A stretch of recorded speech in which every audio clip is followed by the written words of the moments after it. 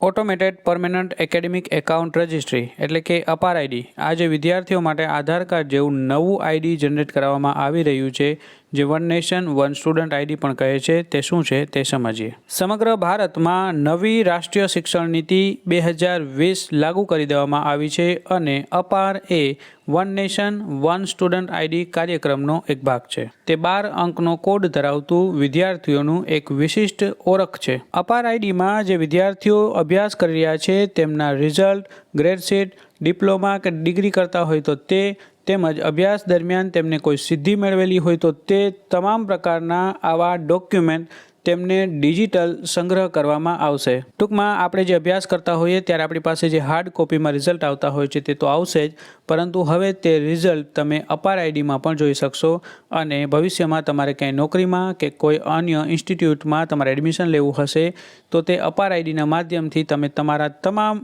જે રિઝલ્ટ છે તે એક્સેસ કરી શકો છો.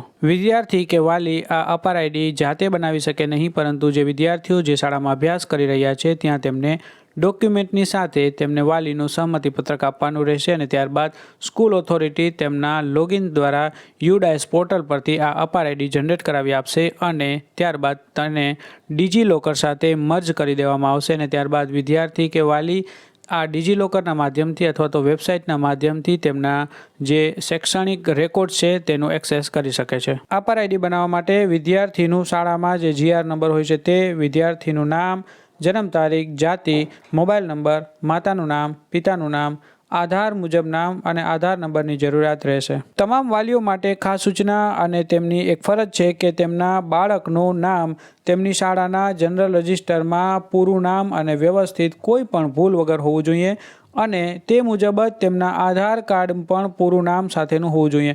આમાં જો કોઈ શાળાના રજિસ્ટરમાં કે આધાર કાર્ડમાં ભૂલ હોય તો તે તાત્કાલિક તેનો સુધારો કરવાની પ્રક્રિયા કરી લેવી જોઈએ.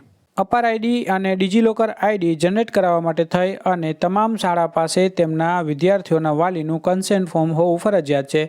એટલા માટે થઈ અને તમામ શાળા દ્વારા આ એક કાનૂની વાલી સંમતિ પત્રક વિદ્યાર્થીઓને આપવામાં આવે છે અને તેમના વાલીની સહી કરાવી અને ફરીથી તેમને શાળામાં સબમિટ કરાવવાનું હોય છે. આ સંમતિ પત્રક ભરાવવાનું કારણ ફક્ત એટલું છે કે આધાર અધિનિયમ 2016 મુજબ જ્યારે કોઈ તમારા આધાર કાર્ડનો ઉપયોગ કરે છે ત્યારે તમારે તેમને મંજૂરી એટલે કે સંમતિ આપવાની હોય છે.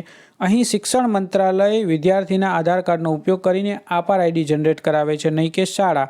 તેથી તમે શિક્ષણ મંત્રાલયને તમે મંજૂરી આપો છો આધાર કાર્ડનો ઉપયોગ કરવા માટે. તેથી તમામ વાલીએ આ કાનૂની વાલી સંમતિ પત્રક કન્સેન્ટ ફોર્મ છે તે વ્યવસ્થિત ભરી અને શાળામાં સબમિટ કરાવી દેવું.